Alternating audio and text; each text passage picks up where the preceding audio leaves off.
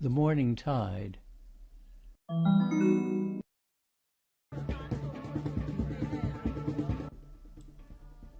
"Go on," said he. "Did you mention the name Netherfield just then?" "I did," said I. "Netherfield." "Well, continue with your tale," he said.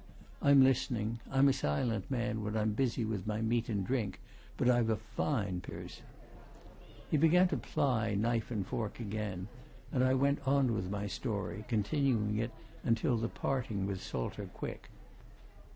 When I came to that, the footman who stood behind Mr. Cazalet's chair was just removing his last plate, and the old man leaned back a little and favoured the three of us with a look.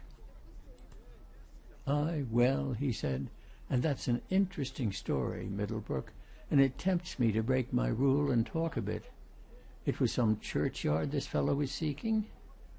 "A churchyard in this neighbourhood," I replied, "or churchyards." "Where there were graves with the name Netherfield on their stones, or slabs or monuments," he continued.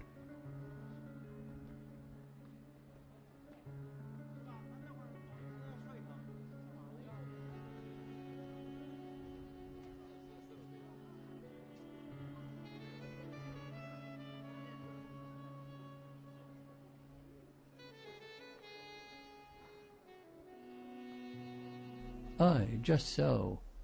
And those men he foregathered with at the inn, they'd never heard of anything at that point, nor elsewhere?" "Neither there nor elsewhere," I assented. "Then, if there is such a place," said he, "it'll be one of those disused burial grounds of which there are examples here in the north, and not a few." "You know of some?" suggested Mr. Raven. "I've seen such places," answered Mr. Cazalet. "Betwixt here, the sea-coast, and the Cheviots westward, there's a good many spots that Goldsmith might have drawn upon for his deserted village.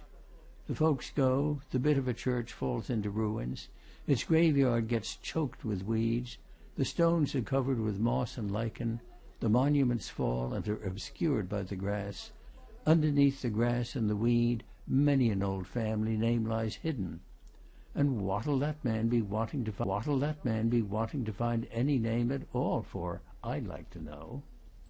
"The thing to me," observed Mr. Raven, "is that two men should be wanting to find it at the same time." "That looks as if there were some very good reason why it should be found, doesn't it?" remarked his niece. "Anyway, it all sounds very queer. You've brought mystery with you, Mr. Middlebrook. Can't you suggest anything, Mr. Cazalet? I'm sure you're good at solving problems." But just then Mr. Cazalet's particular servant put a fresh dish in front of him, a curry, the peculiar aroma of which evidently aroused his Epicurean instinct. Instead of responding to Miss Raven's invitation, he relapsed into silence and picked up another fork. When dinner was over, I excused myself from sitting with the two elder men over their wine. Mr. Cazalet, whom by that time I of course knew for a Scotchman, turned out to have an old-fashioned taste for claret, joined Miss Raven in the whole roomy, shadowy place, which was evidently popular. There was a great fire in its big hearth-place, with deep and comfortable chairs set about it. In one of these I found her sitting, a book in her hand. She dropped it as I approached and pointed to a chair at her side. "What do you think of that queer old man?" she asked in a low voice as I sat down. "Isn't there something almost, uncanny about him?" "You might call him that," I assented. "Yes, I think uncanny would fit him. A very marvellous man, though, at his age." "Aye," she exclaimed under her breath. "If I could live to see it, it wouldn't surprise me if he lived to be 400. He's so queer. Do you know that he actually goes out early, very early in the morning, and swims in the open sea?" "Any weather?" I suggested.